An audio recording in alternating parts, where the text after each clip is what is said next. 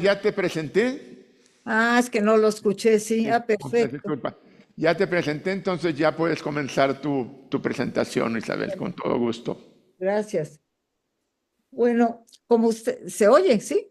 Perfectamente. Sí. Como ustedes recordarán, a partir del siglo XIX, Weber pensaba que se iba a acabar con la explicación de lo sobrenatural, iba a haber un desencantamiento del mundo, el mundo ya no iba a estar encantado. Sin embargo, en el siglo XX, a principios del siglo XX, tiene lugar a lo que se denomina el reencantamiento del mundo. Y como señala Perrán, cuando cita en su epígrafe a Chesterton, hemos pasado de no creer en nada a ahora creer en todo. Orellana nos habla del reencantamiento junto con la posmodernidad, da lugar a la confianza en la razón, ya se cuestiona la razón, el sujeto se ha emancipado de la razón, concediéndole un valor trascendental para sus vidas a las sensaciones, emociones, pasiones que le otorgan el sentido a sus actos. Aparece una tendencia a sacralizar lo secular de manera individual o en el seno de grupos que comparten las mismas ideas. Entonces, para Huguet, el hombre posmoderno que pasa ahora a la sobremodernidad, ante el exceso de información constante por los medios de comunicación que vive en la hipermodernidad, prefiere hablar de un hiperindividualismo, hiperconsumismo, hipernarcisismo, neofilia, el tecnocapitalismo global enfrentado, según él, a la ya superada posmodernidad. Si bien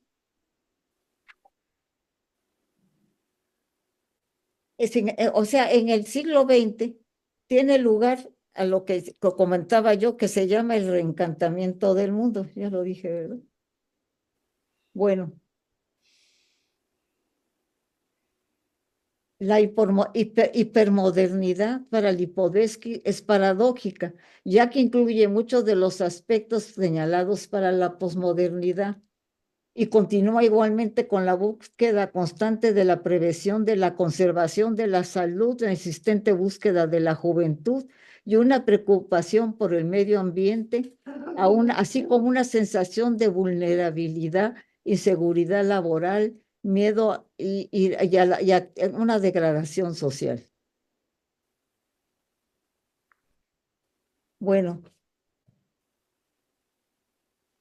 en este trabajo quiero hablar de algunas creencias posmodernas, dijéramos, las nuevas espiritualidades que presentan algunas mujeres en la ciudad de Jalapa, Veracruz, que es que con estas nuevas espiritualidades, estas mujeres logran su unión con lo sobrenatural, con lo sacro, y siguen antiguas creencias refuncionalizadas, la creencia en ángeles, en hadas o como danzantes. Y es en esta última expresión en que vamos a tratar de nuestro trabajo. A partir de los años 45, a los 45, a los 60, hasta empiezan los llamados los nuevos movimientos religiosos. Se adhieren estos movimientos jóvenes contestatarios a lo más treintañeros, educados y con cierto cosmopolitismo. Aparece así un nuevo misticismo en el que destaca el amor, la compasión y la búsqueda de capacidades interiores, así como una nueva forma de atención a la salud. En este momento también el concepto de Dios se relativiza. Ya no se habla de que fuera masculino o que se quisiera ser femenino, como decían algunas teólogas feministas, sino que ahora se habla de una fuerza, una entidad íntima y personal. Estos nuevos buscadores religiosos se dejan seducir por lo oriental, por los budismos, el pensamiento basado en el desarrollo personal de esta nueva era, la iluminación interior, el neopaganismo, el esoterismo. Respecto a la laicidad, se intenta reconstruir un pensamiento ético no religioso que predomina como el amor y la compasión. continúa la adaptación de estos nuevos religiosos a la globalización contemporánea, la posmodernidad, a que hizo que Masferrer comentara desde el siglo pasado como nuevos movimientos religiosos contemporáneos. El New Age. El New Age es uno de estos nuevos movimientos religiosos contemporáneos. Engloba muchos de los aspectos de hablar de las características. Su aparición se da en los años 70, inspirado un poco en el acontecimiento que se da del paso zodiacal de Piscis a Acuario. Esta nueva era traía, según sus seguidores, un nuevo despertar espiritual. El New Age amalgama las grandes religiones, pensamientos teosóficos del siglo XIX. Su desarrollo se da en los años 80 y estamos, dijéramos, en los fines de esta idea de la nueva era. Incluye neomagias, neoesoterismos y recrea una amplia gama de creencias en seres sobrenaturales, espíritus de la naturaleza, seres intergalácticos, ángeles, hada y el contacto con personas fallecidas. En Latinoamérica muchas veces se sincretiza con la religión popular. Las premisas del New Age. Se puede resumir en qué es la sacralización de cada individuo, a través de un desarrollo espiritual que trasciende su yo cotidiano, logra una conexión con su yo sagrado. Hay un rechazo a la idea de Dios, culto e iglesia. La figura del sacerdote se sustituye por mediadores de lo esotérico y las mujeres empiezan a desempeñar papeles importantes al romper la situación de relegamiento que fueron confinadas por siglos en las grandes religiones, al grado que se habla ahora de un poder femenino y por ende de energías femeninos. El concepto de persona abarca la unión del cuerpo, la mente, el poder físico y mental y la idea de una energía sutil más propia de las religiones orientales, que queda incluida en varios de sus componentes. Igualmente existe la creencia de la existencia de un plano terrenal y uno cósmico. Las relaciones que entablan los seguidores del New Age se presentan a través de redes de movimientos alternativos. El recantamiento de Jalapa. Desde hace algunos años nos ha interesado estudiar aspectos de la New Age en esta ciudad, debido a que es una de gran tradición cultural y universitaria. Parecería que el reencantamiento de estas como visiones no se darían. Sin embargo, podemos ver que en su situación es similar a otras ciudades de la República que forman unas ideas, las espiritualidades de Occidente. Poco a poco aparecen en la ciudad establecimientos no fáciles de cuantificar, que comúnmente surgen o se pierden, de los cuales podemos breves ejemplos, muchos de ellos ligados con sanaciones propias del pensamiento New Age, de los cuales presentamos algunos, los relacionados con aspectos mágicos, lectura del tarot, de hadas, utilización de amuletos, ligados a religiones y terapias orientales, templos budistas. Hay 2 templos budistas en la ciudad: yoga, meditación, alineación del áurea, Reiki, Feng Shui, centros de estudios de la Cábala, relacionados con una nueva forma de espiritismo, el channeling, que se detecta ahora, además de que permanece paralelo al espiritualismo trinitario mariano.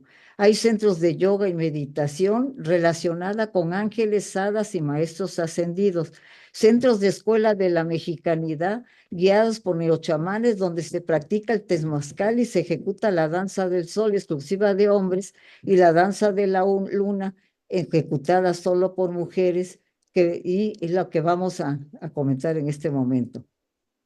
Y también existen centros relacionados con las terapias New Age, flores de Bach, aromaterapia, terapia por medio de cuarzos, etcétera. Bueno, las mujeres que entrevistamos forman parte de las clases altas y medias, casi todas son universitarias y ejercen tu profesión. En el caso de algunos danzantes encontramos, además de profesionistas universitarias, maestras egresadas de la Escuela Normal de Jalapa, aunque también hay algunas mujeres dedicadas a su hogar. En este trabajo pues nos vamos a dedicar a hablar de las mujeres, como señalábamos. Uno de los elementos, creencias, es la creencia en hadas. Hay varias instituciones en que se reúnen para conectarse con ellas, pero no voy a hablar. Voy a hablar de la angelología en Jalapa. Como decíamos, la creencia en ángeles, bueno, se ha extendido en la actualidad y se relaciona con diversos aspectos del movimiento denominado New Age, como comentaba hace un momento. De este modo los encontramos relacionados con prácticas del ocultismo, la cábala, la teosofía, la meditación, el tarot, los viajes astrales, horóscopos, la magia, el feng shui, el reiki, la creencia en seres elementales, seres intergalácticos y el cuidado, muy importante, la idea del cuidado de la salud. Entonces, podemos decir que esto significa en este momento una cosmovisión, una regla de vida, un control mágico del destino y la obtención de la salud. Y hemos detectado 4 centros relacionados con creencias en ángeles y que se dan las terapias. Nosotros vamos a hablar en este momento nada más de los ángeles. Los ángeles son considerados como seres que no tienen cuerpo, tienen solo alma, energía divina, espíritu divino. No tienen alas, son pura luz, fueron creados como chispas. La palabra ángel viene de mensajero, en griego que se dice ángelos. Los ángeles no tienen alas. En el Renacimiento los pintores se los pusieron. Para estas mujeres es un grupo de mujeres que creen sobre todo que son las terapeutas en relación con los ángeles. Hay cada semana reuniones de cerca de 50 personas que como ahorita lo voy a seguir diciendo. Los ángeles se recuperan para con nosotros, se reencuentran para darnos una seguridad y una integridad, y además del ángel de la guarda que nos protege toda la vida. Hay el relato de la presencia de un ángel en momentos difíciles. Se piensa también que cada ángel tiene un nombre cuya revelación puede alcanzarse con las meditaciones individuales. Cada uno podemos entrar en contacto con nuestro ángel de la guarda. Lo interesante de esto es que esto se da semanalmente en 3 centros importantes y podríamos decir que 150 personas más o menos se reúnen a hacer estas ceremonias. Para estas ceremonias se realizan las meditaciones colectivas, que es su práctica central. Incluyen una lectura del tarot dedicado a estos seres como mensajes que envían a través de este medio. El tarot constituye a nuestras entrevistadas, la mayoría jóvenes, una guía de conducta semanal y la esperanza como los horóscopos. Las meditaciones colectivas se realizan en los centros a partir de las 7 de la noche con una duración de 3 horas. Consiste en un viaje astral. Los que meditan se sientan en círculo alrededor de una mesita con velas, inciensos, figuras en los 4 arcángeles Miguel, Rafael, Gabriel y Erubiel. Cada participante escribe en un papel, aunque no sea cierto, el deseo que tienen. Gracias, Señor, por haberme conseguido mi casa, aunque no la haya comprado. Gracias, Señor, porque pasé mis exámenes o porque tengo salud, etcétera, como si hubiera sucedido. Este papel se quema al final de la meditación. Enseguida se apaga la luz, se pone música relajante. La guía de la ceremonia pide a los asistentes cerrar los ojos con la posición de meditación y las palmas de la mano sobre las piernas se indica. Vamos a aflojar nuestro cuerpo, pies, piernas, muslos, base de los espalda, brazos, nuestro plexo solar, cuello, cabeza, cara, glándula pineal, órganos internos cuya destrucción se hace enseguida. Ahora vamos a salir, a los pies salen del filamento. Lo interesante de esto es que es una ciudad universitaria, olvidé decirlo, introduciéndonos en nuestra madre tierra. Para ello los asistentes hacen inhalaciones, exhalaciones diarias y algunos señalan sentir la presencia de los arcángeles con sus características. La guía dice que está presente el arcángel San Rafael, su signo solar y es blanco con ojos azules, pelo rubio. En una mano lleva un bastón con un pescado y en la otra una especie de aguaje. Nos sonríe, su color es el verde y que es la energía sanadora. Después vamos a ver a San Miguel Arcángel, al que vamos a llamar Mijail. Él es blanco, de ojos verdes, pelo claro, lleva una espada en la mano derecha, rojo su color y representa el fuego invocado. Sigue San Gabriel, que es blanco, de pelo oscuro y ojos cafés, lleva un lirio en la mano en señal de pureza. Su color azul y blanco representa las emociones. Luego Rubiel, que es moreno, pelo negro y ojos oscuros, su color es verde, representa la tierra. Igualmente se dicen los nombres Gabriel, Mijail, etcétera. Imagínense, dice la mujer, que estamos haciendo un círculo de energía cósmica y ahora estamos blindados por la luz verde, amarilla, roja y azul, que es la protección de estos arcángeles. Ahora imaginamos que nuestros pies tienen filamentos que se van hundiendo en la madre tierra, se pasa por un lugar oscuro, luego claro, luego hay mucha luz y la madre tierra nos sonríe y nos recibe. Imagínense que de su cabeza salen filamentos que los llevan al cosmos. A veces estos filamentos se llaman tubos priánicos. Seguimos con nuestros filamentos en la cabeza, recorremos Jalapa, salimos a la atmósfera, pasamos a la luna, al sol, las galaxias, algunos planetas. Imagínense que están en unas sillas muy modernas y delante de ustedes hay aparatos con muchos botones y los van a apretar y se van a elevar a un lugar de luz donde se puede ver a muchos ángeles y estos ángeles llevan unas anotaciones en su mano. Van hacia el centro de ese lugar inmenso. Para llegar a él se pasa por un pasillo muy largo de color amarillo, verde, rojo, azul, donde se encuentran estos ángeles que nos reciben sonrientes, nos guían, nos abrazan, nos muestran un lugar muy bello, en donde nos recibimos esta energía cósmica y para no alargarme en esto, se pone una música especial, se pasa por las galaxias, por los planetas, por las estrellas, la luna. Le pedimos perdón a la tierra por los daños que ocasionamos, el daño, perdón a los animales y deseamos que no haya ningún sufrimiento. Aflocado el cuerpo se sale cada persona relata lo que son 3 horas de viaje astral. Después de lo bueno se enciende la luz y cada carta que se les da a las personas en meditación es una especie de adivinación del porvenir. Los oyentes se emocionan y los consejos de las cartas se emiten, les sirven de guía de conducta semanal hasta la próxima meditación. El costo de esta ceremonia no es oneroso. Cada asistente deposita en una caja lo que desea dar. Para no extender, bueno, ya le dijimos, existe una terapia de ángeles que es individual y se dan en los centros señalados. Los alcances de la sacralidad en la danza de la luna. Bueno, ya quisiera hablar ahora de las danzantes.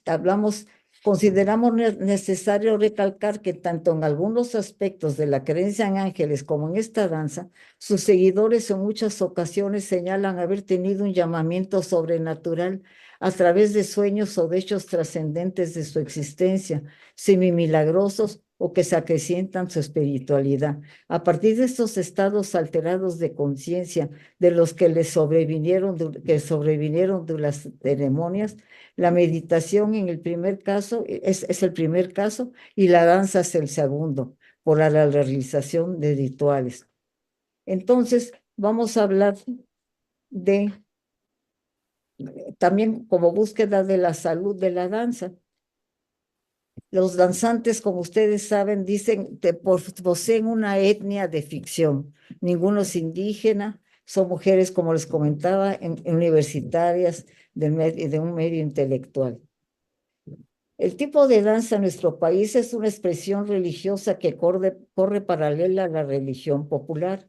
Constituye una forma de aproximación a lo sagrado que podemos dividirla en 3 variantes: los concheros, la mexicanidad y la neomexicanidad. La danza de la luna que hacemos alusión, que es la que se da en Jalapa, se desprende del movimiento de la mexicanidad, cuyo fundador, Francisco Jiménez Tlacael, el que falleció en 2013, tomó algunos aspectos de los concheros, los antiguos danzantes desde la época colonial, lo reestructuró, simplificó el vestuario y lo alejó del catolicismo. Tlacael fundó el Capul en Coacalco, Estado de México, basado en los principios de la neoindialidad. o sea, los que se sienten ahora indios. Su planteamiento se han extendido por varias partes del país, donde se han creado varios centros independientes. Tlacaele aprende, se va a Estados Unidos y trae consigo la danza del sol y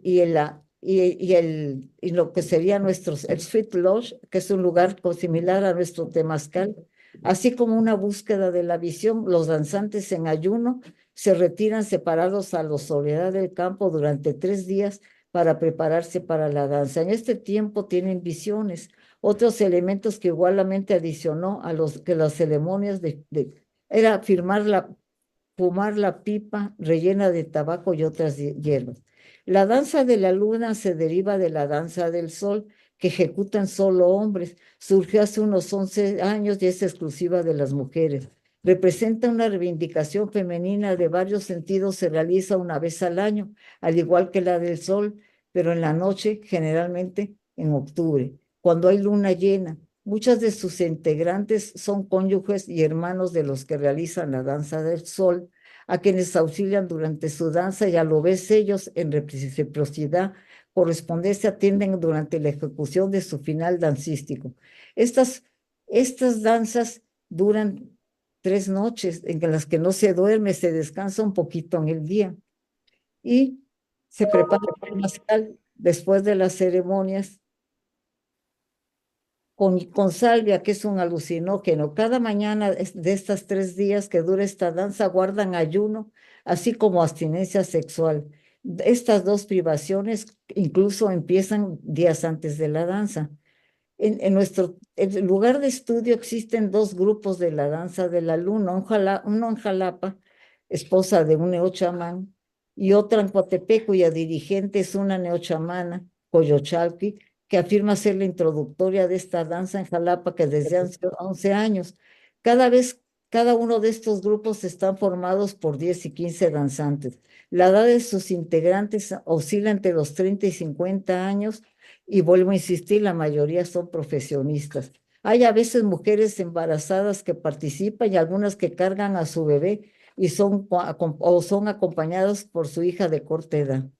Para ingresar a la danza se pide permiso oficial a las guías, que a su vez deben contar con la aprobación de 3 abuelas, 3 señoras que practican esto en El Paso, Texas, y se realiza esta danza anual. Muchas veces participan en las danzas por parentesco con danzantes del sol, pero en ocasiones participantes de la misma no cuentan con parientes que sigan este movimiento.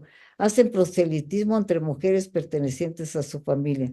Algunas entrevistadas me han contado tener sueños o revelaciones en los que les aparecen figuras de indios prehispánicos y fueron animadas entre este grupo. Otras entraron en contacto con esta danza a través de sus búsquedas espirituales. Participar en la danza de la luna significa esfuerzo y sacrificio. A lo largo del año se debe asistir semanalmente al ensayo de los cantos, que son fundamentales para su interpretación dancística. Solo existen pasos muy sencillos: juntar y separar los pies. Además de los cantos, se cantan algunas cosas. Uno de los temas que se dice: porque si despiertan todas las mujeres, irán recobrando sus grandes poderes. Reloj de campana, tócame deprisa para que despierten las sacerdotisas. Son formas de nuevas búsquedas de la sacralidad y de contacto con los sagrados. Bueno, ya les decía que el participar en la danza de la luna significa esfuerzo y sacrificio. A lo largo del año se debe asistir semanalmente al ensayo de los cantos, que son fundamentales para su interpretación artística, como ya les decía. Además de los tancos, como las que aprenden las mujeres a tocar el huevo y el teponaztle, tambor horizontal y vertical, respectivamente, de origen prehispánico. Los elementos musicales son considerados como parte del ritual. Todas las demás tocan panderos y maracas durante las creencias. Las creencias de esta danzante se centran en que cada uno pueda asistir la existencia de Dios, Jehová, Buda o como se llama un ser superior. Esto es muy propio de la posmodernidad, como decía hace un momento. Michel Perrin decía, pasamos de no creer a nada durante la modernidad a ahora creemos en todo.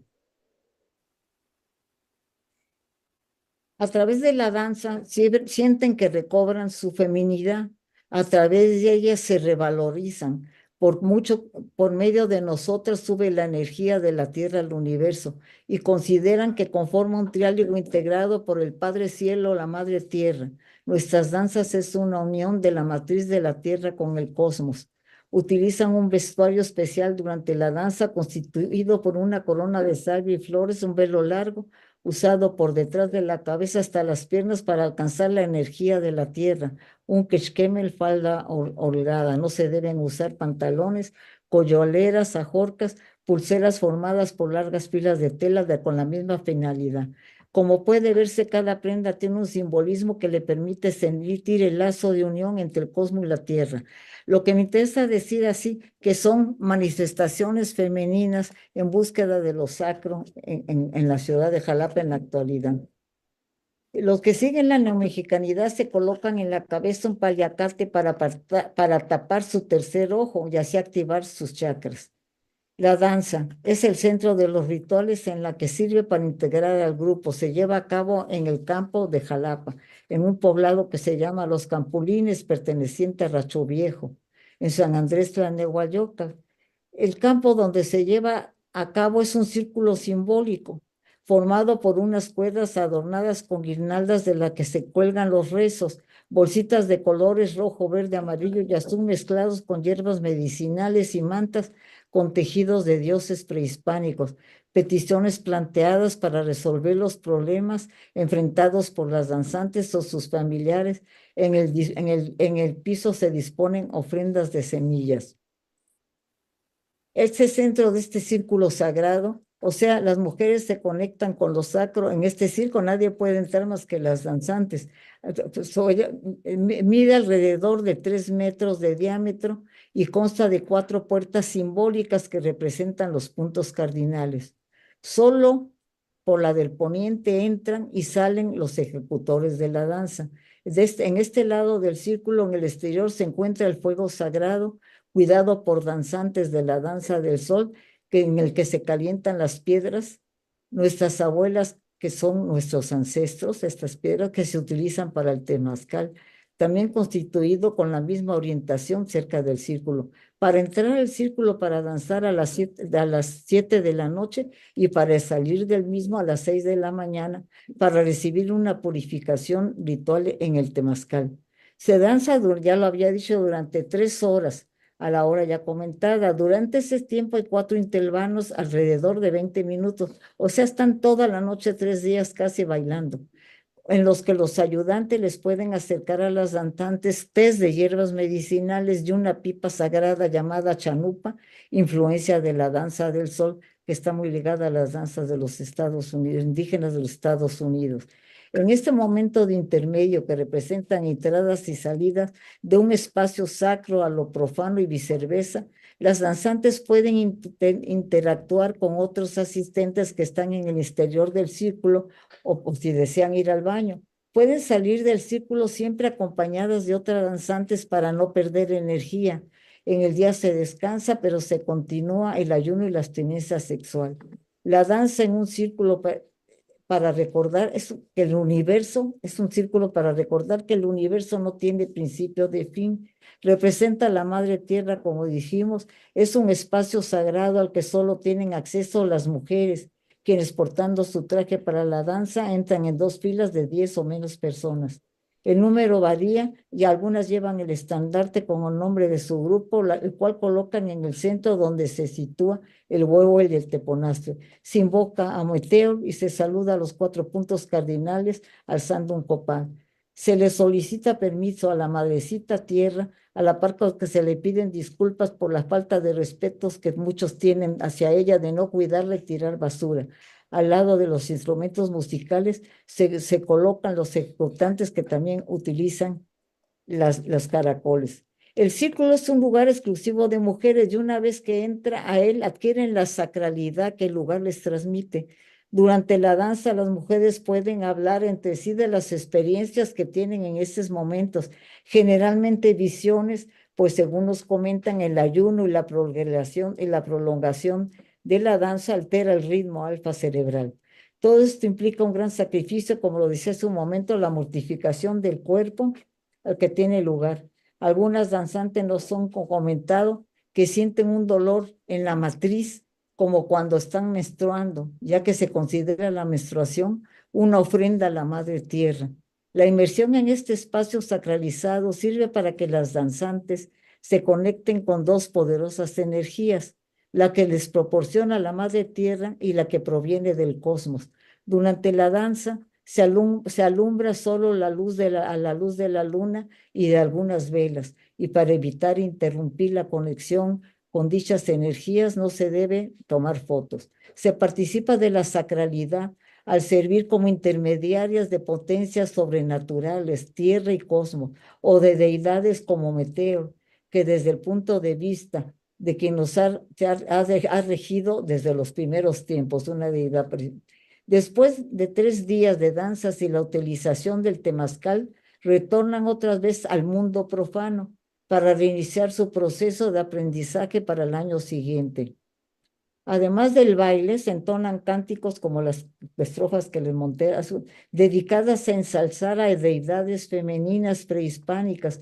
Muestra de uno de ellos es el siguiente: oh Madre Tonatzin, Abuelita Mestli, Madre Tlazolteo, Madre Chalchitlicue, o Madre Mayahuel. Estas mujeres no siguen el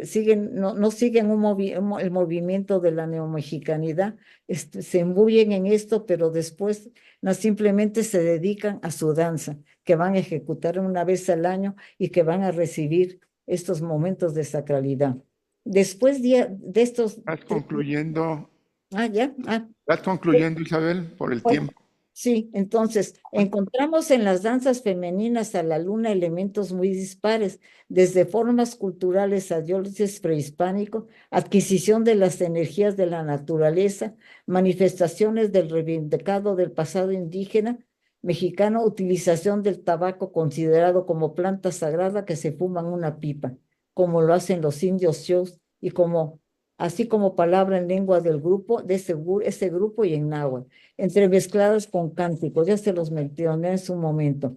Este momento de sincretismo al que se recurre para escapar de situaciones propias de la sociedad actual, hay que tomar en cuenta que la vanidad cotidiana impera, así como la discriminación de la mujer en este momento que tanto se da. Las mujeres tienen estos espacios de sacralidad, ya sea como ejecutantes de ceremonias como las que le comentábamos de los ángeles, que son como las sacerdotisas que dirigen estas ceremonias, o como danzantes de esta. Este acercamiento de lo sagrado a través de la danza, así como la creencia en los ángeles y sus poderes, representan un rechazo a las prácticas que parecen haber perdido sentido de los ricos puramente de las religiones institucionalizadas. Es una manera de salir de estas formas, una nueva búsqueda de lo sagrado, que parecen más ligeras, light, como diría Lipovetsky. Y en el caso, también se da el caso de las hadas, que también hay también ceremonias relacionadas con las hadas. Nuestras mujeres no son muy politizadas, ya termino, no se involucran en los problemas presentes de las sociedades actuales, rechazan los cánones rígidos del pensamiento religioso dominante y con su actitud manifiestan esta forma de la hipermodernidad que al final de cuentas toma lo sagrado con una gran superficialidad. Sin embargo, su alejamiento de las dogmas de las religiones institucionales implican un rompimiento, una actitud que en el fondo es contestataria. Muchas gracias.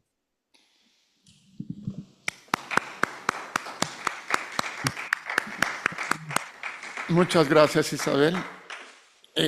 Por cuestión de una solicitud especial de Sergio Hernández Briceño por cuestiones de los tiempos, vamos a modificar un poco el orden, y entonces a continuación se iría la ponencia, el síndrome de Ulises, un análisis holístico hacia las migraciones y la salud mental en América Latina, de Sergio Hernández Briceño. Muchísimas gracias, equipo organizador. Una disculpa a los ponentes, ¿verdad?, de esta mesa. Por motivos laborales solicito con premura este cambio. Bueno, sin más preámbulos, procedo a realizar mi breve intervención en este prestigioso congreso sobre la ponencia titulada El síndrome de Ulises, un análisis holístico hacia las migraciones y la salud mental en América Latina. Comencemos con datos bastante reveladores y fuertes sobre el tema de las migraciones, específicamente en la región latinoamericana. Y uno de los datos más escandalosos puede ser el hecho de que a la fecha, o al menos el año pasado, el Banco Mundial reporta en sus estadísticas a 41 millones de latinos que se encuentran fuera de sus países de origen. Y esto inmediatamente lo relacionamos con el presagio del 2009 que la ONU realizaba sobre la proyección al 2040 de aproximadamente entre 200 a 400 millones de personas que estarían en esa condición, ¿verdad?, de migrantes internacionales. Por eso en este estudio, en esta investigación que se realiza, se hace mucho énfasis en lo que es el migrante internacional. Para los que estamos familiarizados con el tema de las migraciones, sabemos que hay mucha diversidad en los migrantes y que la única constancia es la propia diversidad y la heterogeneidad misma del actor, del trotamundos.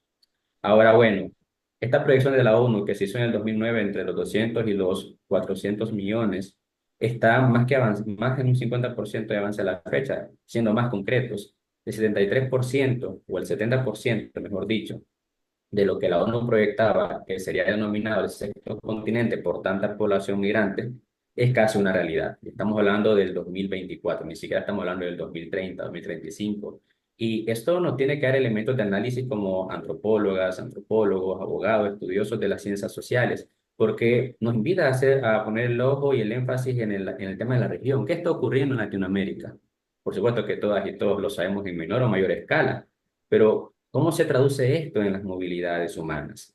Y uno de los hechos es que finalmente Latinoamérica como tal es uno de los grandes países expulsores de migrantes a nivel mundial y prueba de ello es que a la fecha estamos hablando de aproximadamente 281 millones de migrantes, ¿verdad? Que se encuentran distribuidos a nivel del globo terráqueo. El migrante internacional, por supuesto que previo a su travesía, se encuentra con la multicausalidad y se encuentra con otras categorías de análisis complejas, como es el tema de la interseccionalidad de la discriminación y la interseccionalidad de la violencia.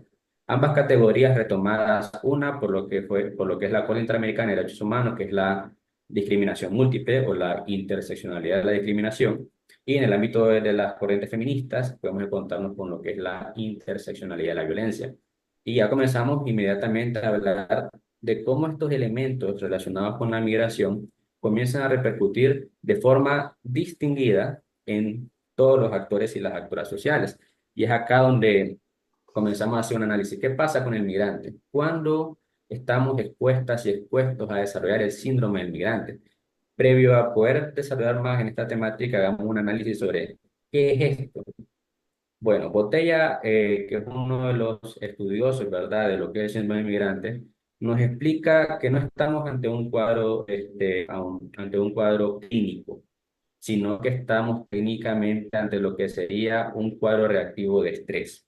Y hablamos de cuadro reactivo de estrés porque técnicamente la condición del migrante se ve obviamente influenciada por los eventos que atravesó durante su trayecto, atravesando distintos países, ¿verdad?, de ruta y por supuesto llegando a su país de acogida o país de destino. Entonces, todos estos elementos que impactan categóricamente la salud mental de las personas tienen sus repercusiones. Lo interesante del síndrome del migrante es que no solamente se desarrolla una vez el migrante llegó a su lugar de origen, se puede desarrollar desde el previo, se puede desarrollar durante y se puede desarrollar posterior. Incluso cuando en la percepción, en la concepción del migrante no existe un daño a la salud mental, ¿verdad? Evidente, pero sí se puede presentar incluso 4 años cuando relativamente el cuadro de estrés ya se ha atravesado. Hay casos cuando nos encontramos al elemento estresor del síndrome migrante de personas que lo desarrollan incluso hasta un quinquenio posterior a su llegada al país de acogida. Y es que hagamos un análisis sobre el tema del estrés y su efecto en la salud mental y, por supuesto, la dimensión biopsicosocial. Cuando estamos en el estado de alerta, estamos más pendientes, más activos, más concentrados en sobrevivir a ese estado a esa amenaza constante. El migrante tiene que atravesar por rutas peligrosas. El migrante tiene que atravesar por trámites burocráticos. El migrante tiene que atravesar por una readaptación y todo lo que implica la readaptación en mayor o menor escala, ya sea porque tengo que adaptarme al entorno social, ya sea porque tengo que aprender un nuevo idioma, si vengo de un país latino o voy a un país angloparlante, o finalmente por el tema también cultural, que todas y todos sabemos que es totalmente significativo. Entonces, puede pasar 5 años mínimamente para poder equilibrar todos estos elementos. Y hasta entonces, la persona se da el permiso de reposar. Es ahí donde se presenta el cuadro, porque entonces ahora el cuerpo puede permitirse vivenciar y sufrir todos aquellos eventos que lo marcaron de una u otra forma. Y es aquí donde aspectos como la depresión, la ansiedad, el trastorno de estrés postraumático comienzan a presentarse. Cuando hablamos del síndrome del migrante, hacemos énfasis en estas psicopatologías, específicamente del DSM-5. Y claro, cuando estamos analizando el tema de la categoría del DSM-5, entonces tenemos que hablar de sintomatologías específicas. ¿Cómo darnos cuenta si el síndrome del migrante lo está presentando de una u otra forma un individuo? Bueno, analicemos la sintomatología en cuanto a ansiedad por temblores, sudoración, dolor en el pecho, fatiga, sensación de ahogos. Te hablamos de depresión, bajas energías, dificultad de concentración, sentimientos de inutilidad, indecisión, culpa excesiva. Y si hablamos de estrés postraumático, mínimamente volvemos a retomar el tema de emociones no agradables, como el caso de la vergüenza, la ira, el temor, la culpa y por supuesto el estrés.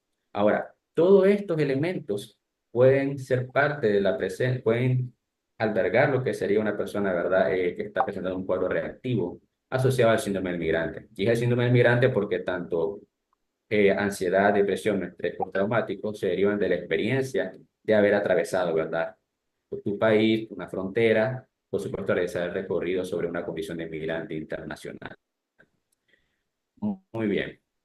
Ahora, es interesante este tema de la lectura de la salud mental, porque si hacemos análisis estadístico, incluso hablemos de uno de los países más receptores de migrantes, ¿verdad? Con aprobación de políticas públicas, Estados Unidos, por ejemplo, que sabemos que recibe miles y millones de inmigrantes por año. Entonces, el 46% de los latinos, porque hablamos específicamente de la región latinoamericana en Estados Unidos, están presentando problemas de ansiedad o depresión. Estamos hablando de latinos, obviamente, ¿verdad?, que en condición de inmigrantes internacionales y si analizamos la multicausal, muchos de ellos por migración forzada, desplazamiento forzado, asilo, refugio, condiciones también, ¿verdad?, muy propias del derecho del derecho de la movilidad humana como tal.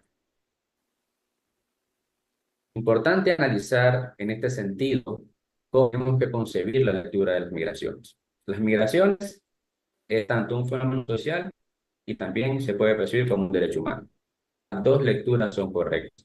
Sin embargo, ¿cómo evitar que las personas durante, previo o posterior a su trayecto migrante desarrollen este síndrome? Lo primero es preguntarnos, ¿verdad? Reza la famosa frase sobre el éxodo migrante.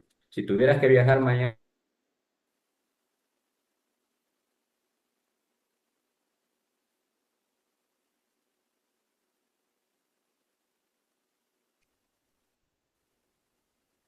¿Qué pasó, eh? Ah, aló, luego.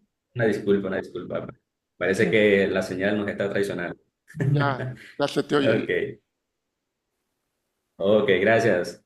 Muy bien.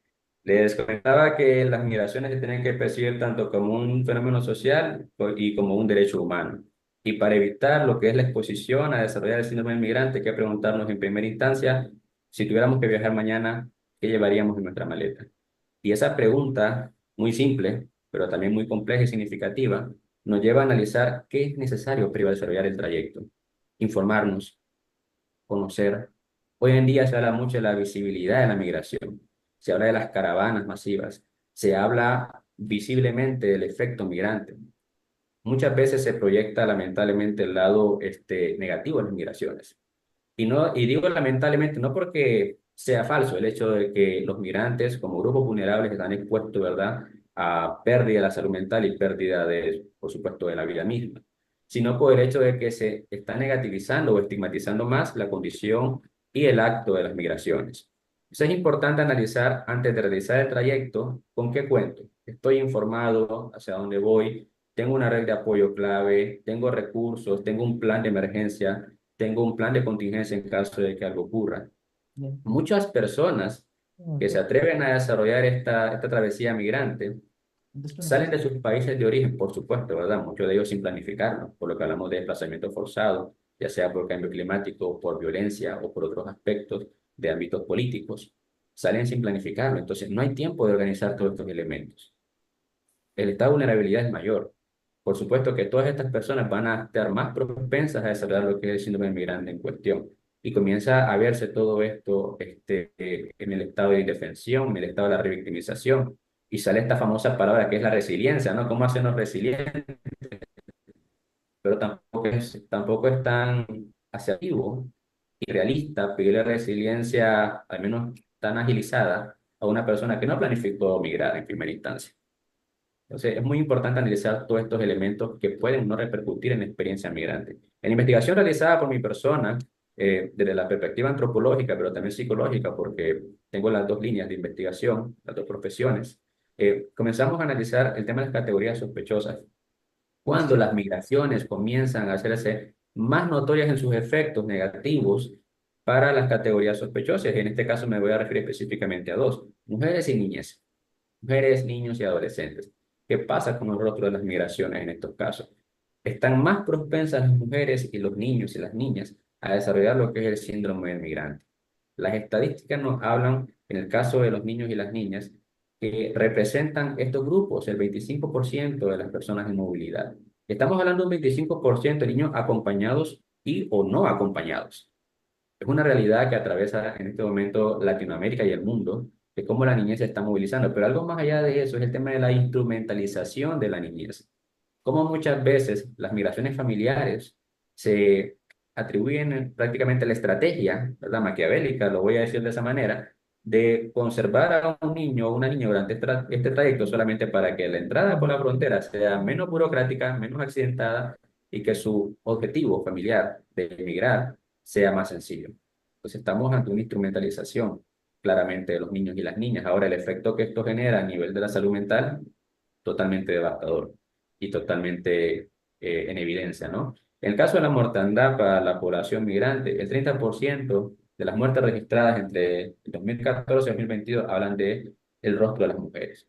30% de los migrantes son mujeres que están pereciendo en el trayecto migrante. Y hablamos de datos funestos en cuanto a la pérdida de la vida misma, pero los datos siguen siendo más alarmantes cuando analizamos el rostro de las migraciones y la violencia sexual. Las mujeres en su trayecto de migrante irregular e internacional están, por supuesto, más expuestas a lo que es la violencia sexual. Y prueba de ello es la resignación social, ¿verdad? De muchas mujeres que, previo a desarrollar este trayecto de migración, deciden incluso de manera preventiva vacunarse o inyectarse para aquellas que tienen acceso a los programas de vacunación en el tema de salud sexual y salud reproductiva contra enfermedades venéreas, infecciones de transmisión sexual, como el caso del VPH. Hay testimonios múltiples de mujeres, ¿verdad? En el caso, también ya he atendido muchas de este caso porque llevo 4 años trabajando la atención a mujeres, a personas en desplazamiento que han tenido que dijeron técnicamente antes de salir, necesito vacunarme porque no sé lo que pueda pasar. La predisposición a la violencia sexual y por supuesto el hecho, las estadísticas hablan de violencia sexual aguda para las migrantes, para las mujeres, es una realidad. Entonces, estos elementos también repercuten en lo que es la respuesta reactiva ante los eventos estresores. Y esto se viene agudizando finalmente con lo que es el versus, ¿no? El país de la ideología versus el país de la acogida. Finalmente, sabemos que lo que mueve a los dreamers, como los llaman en Estados Unidos, es la intención, ¿verdad?, de concretar metas, de lograr propósitos. Y viene esta teoría de Abraham Maslow, ¿no? La pirámide de las necesidades básicas y, por supuesto, el vínculo con las estratégicas. Y vemos esta realidad latinoamericana, de que nos quedamos muchas veces en los países de origen porque queremos cumplir metas estratégicas. Hablamos de estudios, hablamos de profesión, hablamos de grados, hablamos de sentirnos autorrealizados. Pero muchas veces la carencia de las necesidades básicas nos termina moviendo hacia estos estados de migrantes internacionales. Y ahí viene el famoso análisis de las fugas de cerebro, por supuesto, que es algo que está ocurriendo a nivel latinoamericano, porque es donde la investigación hace énfasis en este momento. Ahora, ¿cuándo todavía esto puede ser más reforzado? El estigma de la salud mental en Latinoamérica es una realidad. Lo decía hace poco, la visibilización de la migración y digamos, la proyección de la migración como un elemento negativo. Vemos páginas, vemos noticias, los migrantes muriendo afuera. Caso de Nicaragua, por ejemplo, durante los últimos 5 años, 9 migrantes han muerto en sus países de acogida: Costa Rica, Estados Unidos, España. Y digo muerto, pero la categoría realmente es suicidio, por supuesto, ¿verdad? Como una repercusión directa de lo que es la afectación a la salud mental. Son estadísticas funestas, y no tanto por el número, sino por lo que significa. ¿Qué hay detrás de eso? ¿Cuántas personas que no concretan el tema del acto suicida, sí lo idearon, sí lo planificaron, incluso lo intentaron? ¿Cuál es la diferencia? ¿Cómo está el tema de la red de apoyo? ¿Cómo está el tema de tus herramientas para poder desenvolverte en el país donde actualmente estás residiendo? Si estás en un país angloparlante, hablas el idioma. Si estás en un país, si estás en un nuevo país, puedes acceder a los servicios sociales. Si estás en un nuevo país, llegaste con un familiar, llegaste solo, sola, viajaste con familia. ¿Cómo? ¿Cómo te fue en el tema de la acogida? Sobre todo en este tema de la redactación, que sabemos que mínimamente para sentirte cómodo en un espacio son 3 meses, mínimamente, pero para equilibrarte son más de 2 años. Entonces, todo esto es un trayecto que, vinculado con los desafíos burocráticos y con la vulnerabilidad de la salud mental, simplemente tornan totalmente, ¿verdad?, impactante la experiencia del migrante, lamentablemente en ámbitos más negativos que positivos, cuando no estamos preparadas y preparados o conscientes para lo que es migrar, sobre todo cuando estamos en un país como Latinoamérica, donde las migraciones son transgeneracionales. Estamos migrando desde muchísimo tiempo atrás, desde nuestros orígenes tribales. O sea, sabemos de que descendemos de poblaciones nómadas, por supuesto, eso está en nuestra cultura. Ahora, ¿cómo reconocer eso? ¿Cómo visibilizar la importancia de que, si bien es un derecho, tengo que prepararme para la travesía? Y esto tiene que ver mucho con el tema de la conciencia y la salud mental. Si venimos con un estigma de negatividad hacia la salud mental, es decir, no reconocemos la importancia de la misma, en nuestros países, donde la red de apoyo, la contención y la gestión emocional están a la orden del día, esto nos va a pesar en un país donde técnicamente todos esos elementos que amortiguan nuestros impactos negativos a la salud mental no van a estar. Entonces es importante salir en ese sentido. Y humanizar la migración también es un aspecto sine qua non, es decir, no ver solamente las estadísticas, sino comenzar a ver a los seres humanos, comenzar a ver las categorías sociales, comenzar a ver estos rostros de la migración heterodiversos, y por supuesto hacer el análisis hacia el ámbito más macrosocial. ¿Cuál es el beneficio de que los países de acogida se preparen para poder aportar, ¿verdad?, lo que es la salud mental de sus migrantes? Porque finalmente el migrante sigue siendo una mano de obra necesaria en países desarrollados. Entonces, ¿qué hacemos con esta persona que llega? ¿Cómo estamos reduciendo las brechas burocráticas? Un ejemplo de esto, en el tema de las conclusiones, podría ser el ámbito del programa del paro humanitario para los 4 países ahorita latinoamericanos: Nicaragua, Cuba, Venezuela y Haití, que sabemos que a la fecha han albergado aproximadamente a, si no me equivoco, voy a decir el dato ahorita en cuestión, me permito revisarlo porque no quiero dar un dato que sea totalmente verdad falso. Estamos hablando de 180 millones de personas que han sido beneficiadas con el tema de lo que es el paro humanitario a la fecha, que sabemos, ¿verdad?, que está en estancamiento ahorita por una irregularidad del proceso, pero de los 4 países. Y esto representa un antecedente mundial para el tema de las migraciones y la importancia de regularizar y agilizar las mismas, porque finalmente el migrante sigue siendo un actor necesario en la economía mundial. Y bueno, con esto quiero concluir y agradecer nuevamente la importancia de haberme dado este espacio con antelación. Muchísimas gracias y un buen día a todas y todos. Gracias. Muchísimas gracias, Sergio. Muy amable por tu presentación. Y a continuación le vamos a dar el micrófono a Jorge Saúl Alonso Flores Escalera. Muchas gracias. Voy a tratar de compartir mi presentación. ¿Sí me escuchan? Sí. ¿Me salgo yo o qué recibe? Me salgo, ¿no? ¿Sí? ¿No? Disculpe, no sé si ahí ya se ve. Es que yo no Tu alcanzo a nombre ver. nada más se ve. Ya, Ah, mi nombre. Ah, ok. todavía no se ve la presentación.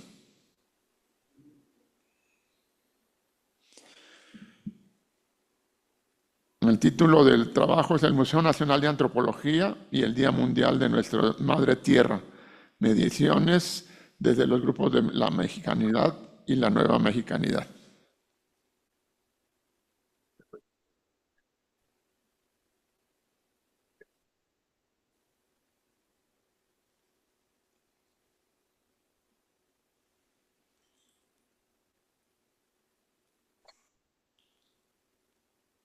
Ya, ya se ve tu presentación. Ya, ¿verdad? Sí. Ok. Un momento.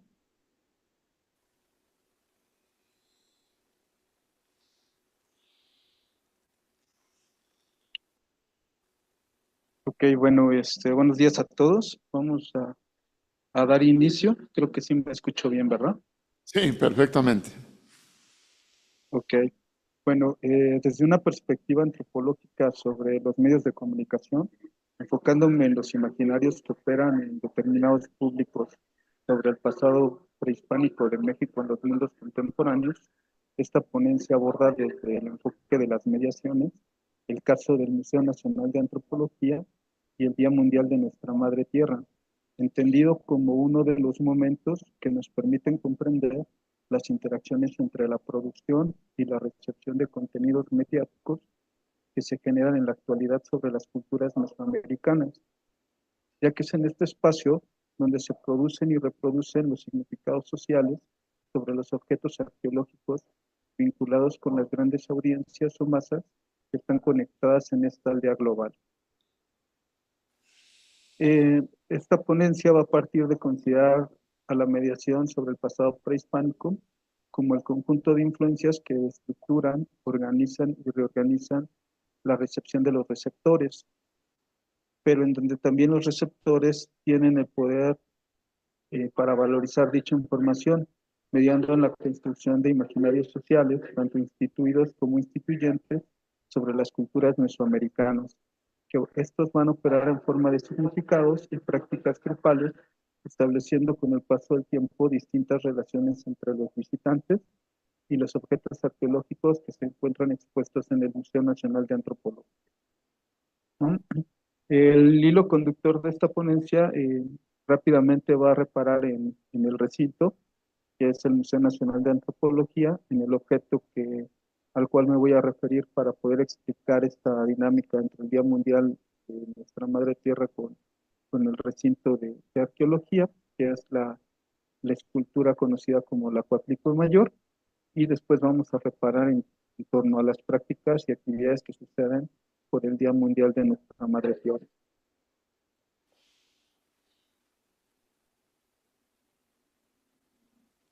Bueno, sobre estos imaginarios sociales que giran en torno al Museo Nacional de Antropología y al Día Mundial de Nuestra Madre Tierra, se va a construir en torno a un objeto arqueológico que se va a generar como uno de los emblemas de ese pasado prehispánico, que es la Coatlicue, como resultado de la interacción entre la producción y la recepción de contenidos, por lo que desde autores como Regis Debray, Benedict Arneson y Cornelius Castoriadis, enfocado en lo mediático, vamos a definir un imaginario social instituido que se presenta en el museo y un imaginario social instituyente sobre la deidad o la diosa Coatlicue que opera en grupos de tradición de la mexicanidad y la nueva mexicanidad asociado con un resurgimiento de la náhuatl que está respaldado bajo un presagio de Cuauhtémoc. ¿Sí? Rápidamente en este imaginario que va a estar instituido por parte este, de las autoridades del museo, se va a considerar como una red simbólica en la que se va a combinar una proporción y una relación variable entre el componente funcional y el componente imaginario, en este caso que se tiene sobre el objeto arqueológico de la Coatlicue Mayor, en donde la alineación va a ser la automatización y el predominio de la institución que se expresa y que se encarna en la materialidad de la vida social, ¿no? Este predominio está asociado con una diferencia dentro de las mediaciones entre transmitir y comunicar, refiriéndose al primer término que es transmitir, siguiendo a Reyes de Brand, que se refiere a lo que se agrupa con la dinámica de la memoria colectiva, es decir, transportar una información dentro del tiempo, entre esferas espaciotemporales distintos, a través de la producción mediática, ya sea impresa, electrónica o digital, generada dentro de las mismas instituciones de ritmo lento de la transmisión, que en este caso sería el Museo Nacional de Antropología, mientras que la comunicación dentro de las mediaciones se va a limitar a transportar una información dentro del espacio, es decir, a la circulación en un momento en específico de los mensajes en el interior de una misma esfera espaciotemporal, la cual va a estar mediada tanto por los contenidos o mediums producidos por las instituciones de ritmo lento de la transmisión, en este caso por el Museo Nacional de Antropología, así como también por los medios producidos desde las industrias de la comunicación o en la actualidad de contenidos. En este caso sería toda la producción generada por grupos o por otro tipo de actores como los del movimiento de la mexicanidad y la neomexicanidad. ¿Mm? Por lo cual este imaginario social instituido asociado con la producción mediática generada desde las instituciones de ritmo lento de la transmisión, en este caso aplicada para el caso del museo, responden como la institución, en este caso del Estado, por medio de su Museo Nacional, desde su creación está vinculada a un contexto en donde se ha insertado el pasado antiguo de México dentro de un nacionalismo que ha sido difundido a comunidades imaginadas. Siguiendo a Benedict Anderson, junto con los censos, los mapas, los museos han sido utilizados por los estados-nación como una herramienta que les ha servido para difundir un nacionalismo en comunidades imaginadas, produciendo un efecto de mapa logotipo que es resultado de la reproducción en serie de determinados objetos y símbolos, y a su vez estos están insertados en los medios de comunicación, ya sea desde los medios tradicionales impresos, como en carteles, sellos oficiales, marbetes, cubiertas de revistas, libros de texto, manteles, paredes, o así, que los va a hacer reconocibles o visibles en todas partes, convirtiéndolos en emblemas de los nacionalismos. Desde lo mediático, pues este efecto de mapa logotipo va a generar un imaginario que se produce desde lo instituido a través de la repetición en serie y exposición en relación a la cuatlicue a través de los distintos medios de comunicación masiva, lo que ha convertido este objeto arqueológico en uno de los emblemas de este pasado prehispánico, ya que desde la perspectiva de la mediación, la cuatlicue es considerada como uno de los objetos más relevantes que han sido transmitidos y comunicados dentro de esferas espaciotemporales distintas por las instituciones de ritmo lento de la transmisión dentro de un nacionalismo mexicano, el cual se podría asumir que las distintas nociones y relaciones que se han tejido desde lo instituido con el objeto arqueológico de la Coatlicue es un transitar de diosa a demonio, de demonio a un monstruo y de monstruo a obra de maestra, siguiendo a paz.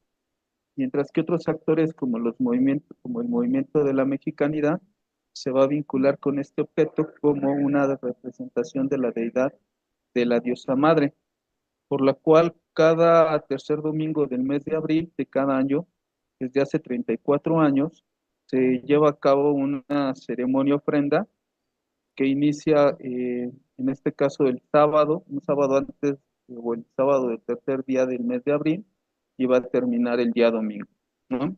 Como antecedentes a esta celebración, pues la primera vez que se desarrolló fue el 22 de abril de 1990.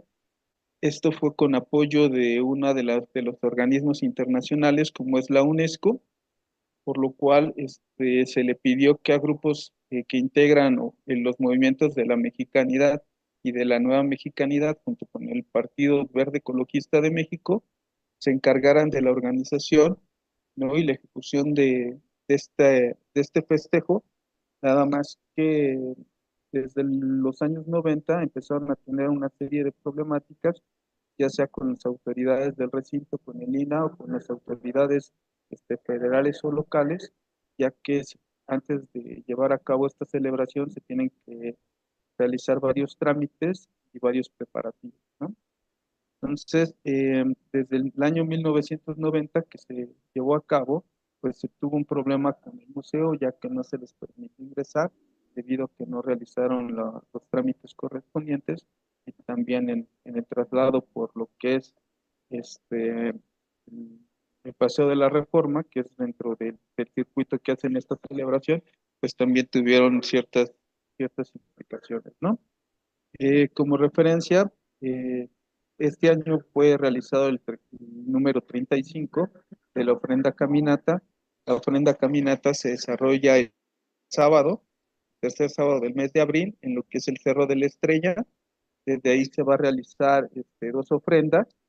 Estas dos ofrendas es el Tonaltsuchi, que es la energía de la flor, en la cual se van a construir sobre un sol de madera 20 rayos, y estos rayos se van a ir tejiendo sobre un sol, ¿no? En el cual este objeto va a ser trasladado en todo el ceremonial, que dura 2 días, junto con un olin, el cual también se va a desarrollar con flores, el cual va a servir para amarrar 2 bastones, los cuales también van a llevarse a la sala mexica dentro del Museo Nacional de Antropología. Este es más o menos el circuito que se realiza partiendo del Cerro de la Estrella, que se alcanza a ver al sur. Se hace una caminata ofrenda toda la noche, en la cual a partir de las 3 de la mañana del sábado para amanecer domingo, eh, grupos pertenecientes al Calpul Insignias Aztecas se van a desplazar para llegar ahí al Paseo de la Reforma, justo a las afueras donde se encuentra un objeto conocido popularmente como Tlaloc, en el cual se le van a realizar ciertas ofrendas y 2 danzas, la de lluvia y la de Tlaloc, para posteriormente formarse a la entrada del museo y dar inicio con lo que es la ceremonia de la caminata ofrenda. Va a durar aproximadamente hora y media, ya que posteriormente van a retomar estos 2 objetos y van a seguir con la caminata hasta llegar a lo que es el Zócalo capitalino y terminar en la maqueta de la Fundación de México Tenochtitlan, ¿no? Rápidamente, antes de enseñarles las actividades que realizan estos grupos, pues les voy a hablar de cómo se compone. El Día Mundial de Nuestra Madre Tierra está compuesta por una red de grupos o de calpulis, ¿no? En el cual todos son organizados dependiendo de sus líderes. Estos líderes tienen una estructura al estilo militar, en el cual va a partir de lo que es en este caso, el jefe o los jefes, ¿no? Cada jefe va a formar parte de este, de este calpulli, y va a tener a su mando 2 sargentos, un sargento de campo y un sargento de mesa. El sargento de mesa es el que se encarga del resguardo de todas las imágenes, de todas las ofrendas, mientras que el sargento de campo se va a encargar de la organización de todos los actores participantes, ¿no? Que ya sea los que llevan las ofrendas o los que van haciendo otro tipo de actividades como organizar, como resguardar las imágenes o como ir tocando la música, por lo cual vamos a encontrar otro tipo de personajes como lo que son los alferes, ¿no? O los porteestandartes. Van a haber soldados, van a haber malinches de agua, malinches de fuego, las que se van a encargar de con el sahumador ir limpiando los distintos espacios, pero también va a ir gente que se va a ir involucrando, ¿no? Por lo cual, esta red mundial participan varios actores. Aquí les muestro 3, que es parte de sus líderes, lo que es Jorge León, que es el capitán general, el que se encarga de la planeación y la organización, pero también está Juan Zenón, que es uno de los jefes más importantes, que lleve el ritual que se desarrolle un día antes en la madre, en el Cerro de la Estrella, y uno de los grandes referentes, que es el contacto con la parte académica, es Carlos Jiménez, es arqueólogo, pero desde el inicio, pues forma parte del movimiento de la mexicanidad, ¿no?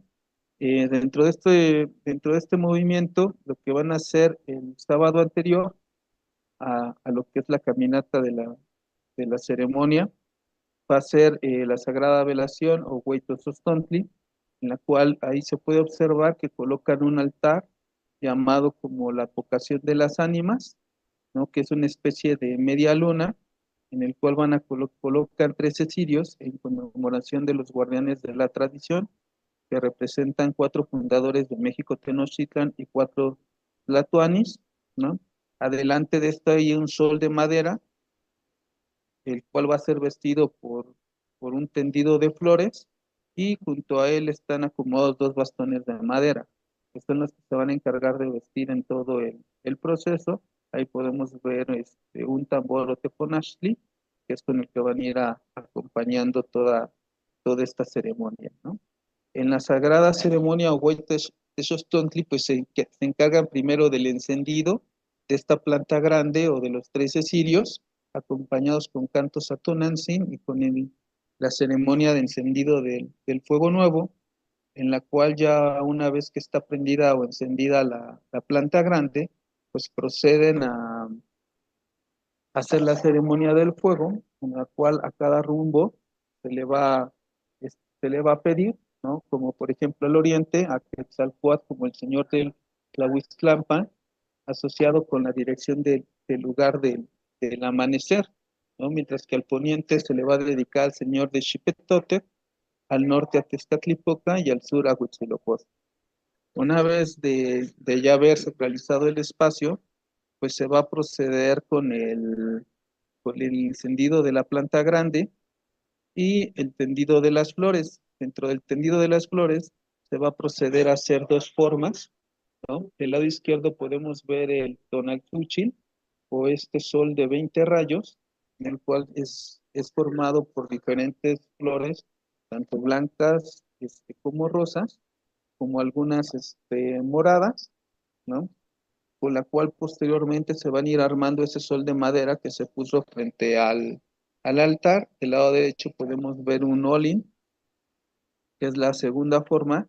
Con el olin se va a proceder a hacer 2 bastones. En la siguiente imagen estamos viendo cómo están ya después de que hicieron las formas, como en este sol de madera están procediendo a hacer el amarre, en el cual de ahí va a salir el tonaltzúchil. Aquí ya podemos ver en el centro cómo está el tonaltzúchil con los 2 bastones, que es la ofrenda que van a llevar al Museo Nacional de Antropología y posteriormente a la maqueta de la Fundación de México Tenochtitlan. Rápidamente viendo las actividades que se llevan a cabo, pues podemos ver que una vez que ya están desarrollados las 2 ofrendas en el Cerro de la Estrella, pues empieza el caminar desde este cerro hasta el Museo Nacional de Antropología, en el cual del lado derecho ya podemos ver a la jefa Cirlone, que es la responsable de lo que va a ser la ceremonia o el ritual que se va a desarrollar frente a la escultura de Tlaloc, ¿no? Aquí podemos ver rápidamente una imagen, ¿no?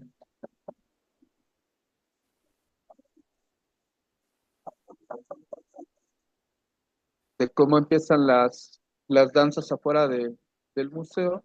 Aquí se empiezan a reunir algunos grupos pertenecientes a esta red, mientras otros ya los están esperando en la entrada del museo principal, ¿no? Después de efectuar la danza de sol y lluvia, pues van a proceder a dejar todo lo que son la ofrenda a la entrada principal del museo, en la cual va a estar acompañado de sahumadores y de otro tipo de canastas que van a traer semillas y flores, ¿no? Pero principalmente es el tonaltzúchil y los 2 bastones, parte de lo que es de la ofrenda principal, ¿no? Paralelo a la entrada del museo se van a formar en bloques. Hasta adelante vienen las malinches de fuego, y las personas que van a cargar tanto el tonal suchil, o sea, el flor de 20 rayos, y los dos bastones, ¿no? Que van a ser los que van a llevar la columna principal.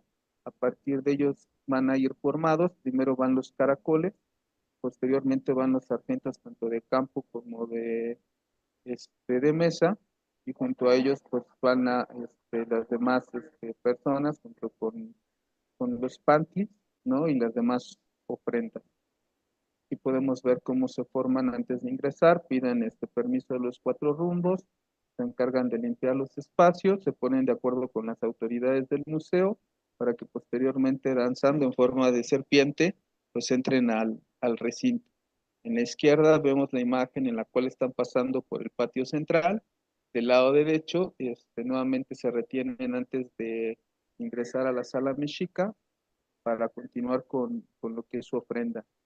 Ya estando en la sala mexica, pues van a expandir un mantel justo enfrente de la Coatlicue, en la cual en la parte principal, no parados, van a estar recargados el tonal suchil y los dos bastones, y a partir de ahí van a empezar a depositar una serie de ofrendas vinculadas con semillas y con flores y frutos, ¿no?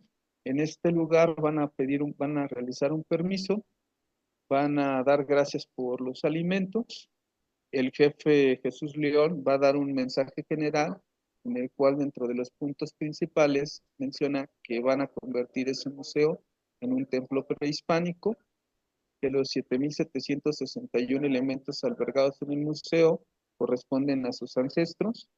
Un punto muy importante que mencionan es que no son idólatras, sino que únicamente van a retomar las prácticas y enseñanzas de sus antepasados.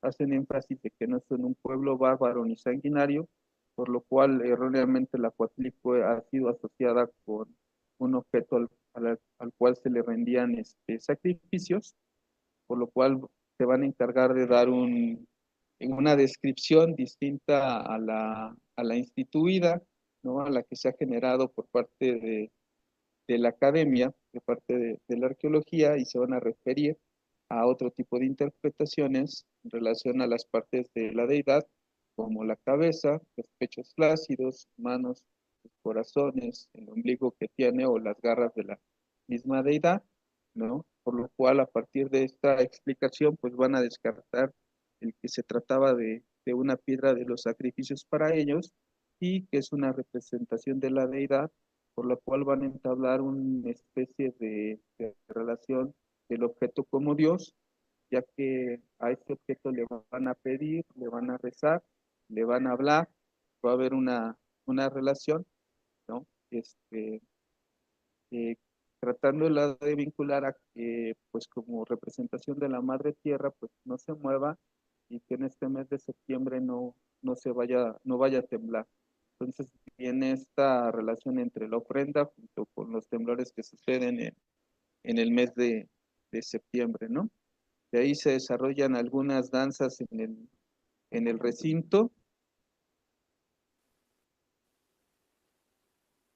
Aquí podemos observar cómo el área principal, donde se encuentra la Coatlicue y la Piedra del Sol, se llena de danzantes, en el cual después de un ceremonial, después de una ofrenda, pues realizan una serie de bailes alrededor de estos objetos arqueológicos, pero también afuera en lo que es el patio principal del Museo Nacional de Antropología.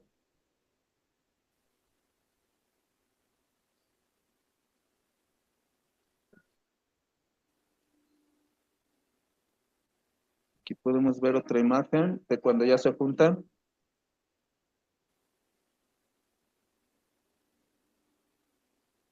Y pues dentro de las actividades pues están las danzas en la caminata afuera del recinto y pues, la caminata que van a desarrollar rumbo al Templo Mayor, ¿no? Una vez allá afuera van a dedicar o van a hacer una purificación a los cuatro rumbos, dando dos vueltas por el Zócalo capitalino hasta llegar a lo que es la maqueta de la Fundación de México Tenochtitlan, donde van a depositar las ofrendas realizadas. De estas ofrendas van a retirar los pétalos que amarraron al sol de madera, que se los van a llevar a sus casas, dando por terminada lo que es la celebración del Día Mundial de nuestra Madre Tierra y preparándose para el siguiente año, que va a ser el número 46. Pues rápidamente, esta sería mi presentación. Muchas gracias.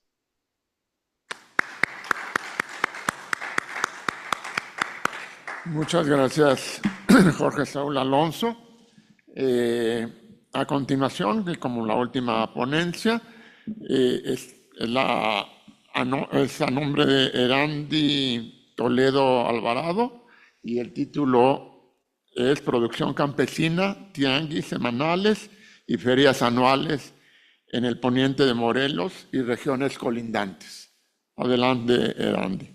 Ok, voy a empezar a compartir mi pantalla, creo que ya se está viendo por ahí. Sí. Y bueno, la presente ponencia justamente es un trabajo que llevo realizando en un registro de ya varios años, ¿no? Desde el 2017, sobre algunas ferias anuales y tianguis semanales en el poniente de Morelos, ¿no? Primeramente les voy a hablar, ¿no? ¿De dónde está el poniente del estado de Morelos? Bueno, se encuentra justamente en el centro de la República Mexicana y colinda con algunos estados como son el estado de Guerrero y el estado de México. Y bueno, el estado de Morelos además colinda también con el Distrito Federal y el estado de Puebla, pero en el caso del poniente solamente está colindando con lo que es el estado de México y el estado de Guerrero, principalmente con pueblos como Tasco y como Ocuila, ¿no? En este caso yo he visto, ¿no? He analizado que justamente el poniente está integrado por distintos pueblos, ¿no? Con relaciones históricas muy cercanas desde antes de la llegada de los españoles y que con el tiempo, pues precisamente estas relaciones se han mantenido. Esta zona, como característica importante, tiene sobre todo un clima que es cálido subhúmedo, su topografía es de serranía, de rocas calizas y se caracteriza por tener selva baja caducifolia, a diferencia de los otros pueblos con los que colinda esta zona o esta región, que se caracterizan sobre todo por un clima templado. En este caso, estas diferencias climáticas, ecológicas y naturales dan una serie de relaciones muy particulares en la región poniente y con todas estas zonas con las que está colindando tanto en el Estado de México como en el Estado de Guerrero. Primeramente, yo quiero señalar 5 formas que existen de abastecimiento de alimentos en fresco y preparados en lo que es el poniente del estado de Morelos. Y por un lado tenemos la venta de productos de temporada sobre la carretera federal Alpuyeca Grutas, ¿no? Una vía muy importante. También algunos camiones que llevan una variedad de productos básicos, ¿no? A través de una bocina, que van anunciando a través de una bocina y donde salen las personas a comprarles en estas camionetas. Existe también actualmente, ¿no? Ya esto yo creo que hace unos 40, 30 años, empezaron a aparecer verdulerías, porque pues en estos pueblos los principales canales de abastecimiento eran otros, ¿no? Los mercados municipales, que poco la gente asistía a estos mercados municipales, a diferencia pues de algunas ciudades donde sí sucede. Y también, por otro lado, tenemos a estos tianguis semanales y las ferias anuales. En el caso de los tianguis semanales en el poniente, yo destaco de 3 pueblos, ¿no? Principalmente, uno de ellos es Miacatlán, donde se celebra, más bien se llevan a cabo los días martes y los días domingo. Por el otro lado, tenemos al municipio indígena de Coatetelco, que se lleva a cabo los días lunes. Y por el otro lado, el día martes, que es el de Tetecala. Yo aquí me voy a centrar en el Tianguis de Tetecala por una serie de características muy particulares que en los otros tianguis o estos circuitos pues no he encontrado. Y esto se debe principalmente a que el Tianguis de Tetecala, bueno, ya les mencioné que se coloca los días martes alrededor del mercado municipal y una de estas características es que lleva casi 200 años instalándose. Se colocan cerca de 280 puestos, se venden productos en fresco, alimentos preparados, pero también se venden quesos, carnes, ¿no? Etcétera. Y sobre todo, este tianguis, a diferencia de los otros que se llevan a cabo dentro de el poniente del estado de Morelos, precisamente tiene que ver con que llegan de otros estados, ¿no? Sobre todo del Estado de México, a vender y a comprar productos en este tianguis, ¿no? Existe también venta de ropa, de electrónicos y de papelería, ¿no? Venden semillas, venden utensilios para las cocinas, hierbas para condimentar los alimentos y también hierbas de uso medicinal. Algo característico también de este tianguis, y creo que eso es característico en todos los otros tianguis, es que la variedad de productos que se ofertan en este tianguis y en el resto de la región es que va variando a través de las temporadas y a través también de los ciclos festivos. O sea, a esto me refiero con que si es temporada fría, temporada cálida, primavera, verano, Semana Santa, Día de Muertos, ¿no? Los productos que encontramos en estos tianguis pues van cambiando y se van variando dependiendo de estas necesidades, ¿no? ¿Quiénes son los que venden en estos tianguis? Pues principalmente, como ya les había señalado, vienen del Estado de México, pero también de otros puntos del Estado de Morelos. Por ejemplo, encontramos gente que viene de municipios o de pueblos indígenas, entre ellos, por ejemplo, Coentepec. Encontramos gente que viene de Coatetelco y no nada más son tianguistas, sino también son productores. Los que llegan a este lugar y se establecen en el mercado municipal algunos, ¿no? Con puestos ya establecidos, algunos son semifijos y otros son ambulantes y emplean diversas estrategias de mercadeo. Por ejemplo, la relación que se utiliza entre el vendedor y el comprador suele ser más estrecha, donde se oferta el pilón, ¿no? Donde se habla de marchanta, donde se le hacen rebajas, ¿no? Entonces, estas son diversas estrategias de mercadeo que tienen que ver con una relación estrecha entre el vendedor y el comprador. ¿Quiénes son los clientes? Pues los clientes o la gente que llega a comprar estos lugares son personas que vienen hasta del Estado de México, de San Andrés, y también de la zona o de la propia región, ¿no? De esta región poniente del Estado de Morelos, y son amas de casa o personas que poseen puestos de comida preparada, ¿no? En la región y vienen a abastecerse los días martes hasta este tianguis. Las razones por las que ellos refieren que compran en estos tianguis o en este tianguis exclusivamente es la variedad de productos, los costos accesibles y la frescura. Entonces ellos dicen, pues yo compro aquí porque precisamente son productos más frescos que en otros lugares que pueden ser de abastecimiento del lugar y la variedad de productos, ¿no? Entonces, ¿cuáles son las principales transformaciones que yo he visto a lo largo de ya bueno, no nada más desde el 2017, pero sí ya desde un tiempo para acá, pues he visto que cada vez van más apareciendo productos de origen chino, nuevos vendedores de ropa importada o de segunda mano, ¿no? La desaparición de comerciantes de abarrotes que antes eran muy comunes, pero también he visto la aparición de tiendas de conveniencia sobre la calle principal donde se instala este tianguis, sobre todo Oxxos, tiendas 3B, tiendas Neto, ¿no? Y algunas también farmacias que se han instalado como farmacias de similares, ¿no? Que antes pues no encontrabas dentro del primer cuadro de la ciudad, del pueblo, perdón, o en general no encontrabas dentro del pueblo, ¿no? En el caso de las ferias anuales, en el poniente encontramos las dedicadas a los santos patronos y vírgenes y otras que son las ferias de Cuaresma. Entre las ferias de Cuaresma encontramos dos, ¿no? Que es la del cuarto viernes de Cuaresma en Miacatlán, que se lleva a cabo en el pueblo de Miacatlán, y por el otro lado la feria del quinto viernes de Cuaresma en Mazatepec. Yo retomo la feria del quinto viernes de Cuaresma, sobre todo por la cantidad de afluencia de visitantes y de vendedores que llegan hasta este lugar. y sobre todo es la única que se instala fuera del centro del poblado. Dura aproximadamente una semana, ¿no? A diferencia pues de las otras ferias, ¿no? Que duran un poco menos, ¿no? O que justamente se instalan no más de una semana. Y también, sobre todo, porque se instala fuera del centro del pueblo, ¿no? Llegan peregrinos, ¿no? Turistas, comerciantes, y se coloca en un paraje conocido como La Loma. Llegan un aproximado de 600 vendedores y tiene un aforo aproximadamente de 10,000 visitantes cada año.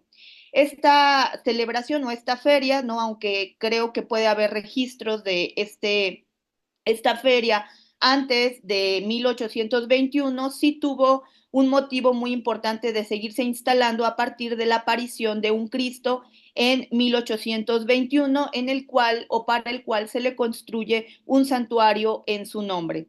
Coincide también esta feria, cabe destacar, con el fin con el ciclo agrícola, ¿no? Y sobre todo con el fin de la zafra.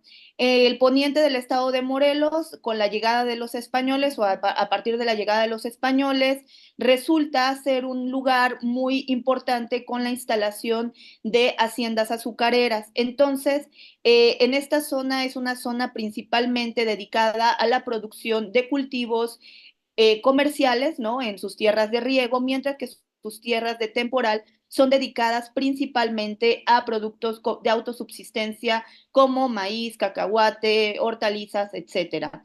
Sin embargo, cabe destacar que el fin de la zafra es muy importante porque durante el tiempo de las haciendas azucareras justamente llegaba gente de estados de Guerrero y de estados de México, ¿no? Que pues no había estas condiciones laborales a trabajar en el corte de la caña. Y el corte de la caña coincide justamente, o el fin del corte de la caña coincide con la realización de esta feria, que es entre los meses de marzo a más allá de mayo, ¿no? A principios de mayo, y coincide precisamente cuando los trabajadores que terminaban la zafra, ¿no?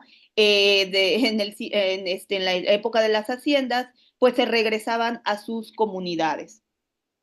¿Cuál es la organización de esta feria? Pues como ya les mencionaba, tiene como motivo el visitar al Señor del Calvario, ¿no? El Señor o el Señor de Mazatepec, que es un Cristo aparecido, ¿no? Están involucrados en esta organización el ayuntamiento municipal, la iglesia y un comité de la fiesta. Vienen peregrinaciones desde Ciudad de México, Guerrero, Estado de México, llegan caminando en autobuses, en carros particulares, llegan cabalgatas o en bicicletas, ¿no? ¿De dónde vienen los comerciantes? Pues estos comerciantes vienen de Michoacán, Morelos, Guerrero, Puebla, Estado de México y también de algunos pueblos cercanos o del propio, o son gente local del propio municipio o del propio pueblo. Se venden productos alimenticios, pero algo muy importante aquí también es que en este lugar se venden también utensilios de cocina y aparatos de labranza, que es muy importante en la zona porque justamente es una zona campesina. Tiene una tradición, los vendedores tienen tradición de varias generaciones, pero no nada más tienen como motivo el venir a vender sus productos, sino que tienen como motivo también visitar al Cristo aparecido. Asisten vecinos, asisten con sus vecinos de su mismo pueblo o familias enteras. Emplean diversas estrategias de venta, por ejemplo, bocinas, carretillas, letreros llamativos, donde van ofertando sus productos.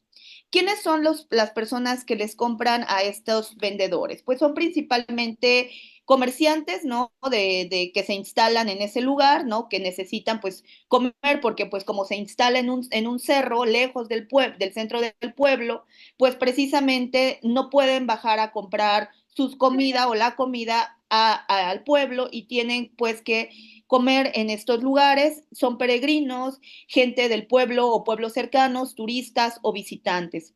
Consumen productos alimenticios, ¿no? Preparados en fresco, sobre todo algunas botanas preparadas, ¿no? Utensilios de cocina, compran, todavía se venden utensilios de cocina de madera, ¿no? De piedra volcánica, o de barro, ¿no? También utensilios de labranza, encontramos machetes, ¿no? Entre otros. Y productos manufacturados, ¿no? Que también es una de los productos que consumen estas personas y que vienen justamente a comprar. Consumen alimentos en fresco y alimentos preparados. ¿Cuáles son estas transformaciones que yo he visualizado a través del tiempo? Pues justamente que cada vez hay una entrada de productos chinos, cada vez más hay una entrada de productos chinos y productos manufacturados o más bien industrializados. Existe una disminución en los días de afluencia de los visitantes y peregrinos. En años anteriores la gente me comentaba pues que era mayor la afluencia y sobre todo a lo largo de la semana. Ahora se concentra solamente la afluencia los días viernes, sábados y domingos, o por mucho los días lunes, pero no más, ¿no? Cuando antes toda la semana había afluencia de personas. Hay un crecimiento también en la venta de productos, de espacios de venta de alcohol, ¿no? Se instalan ya algunos bares, ¿no? Sí se vendía alcohol en este lugar, pero ha habido un crecimiento en los últimos años y también algo que expresan los vendedores es que hay un aumento en los robos y asaltos a los comercios y a los visitantes.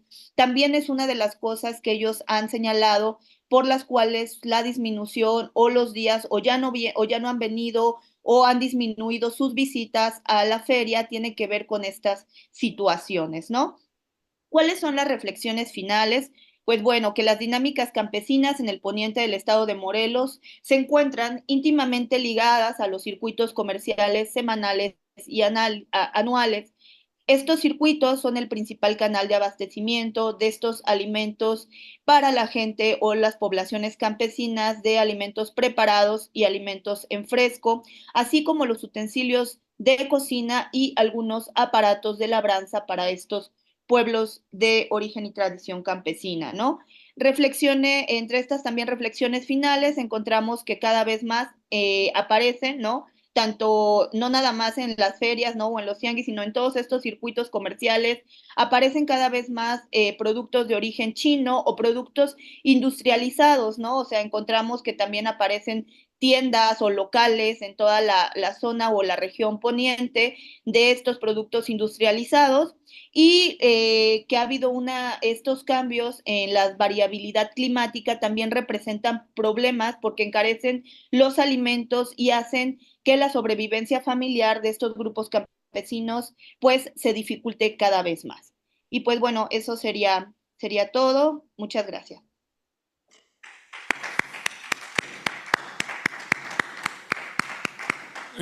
Pues muchas gracias, Erandi Toledo, por esta presentación. Creo que estamos en tiempo. Si hay alguien que quiera comentar o hacer una pregunta. Bueno, tengo que levantar la mano. Sí. Micrófono porque se está grabando.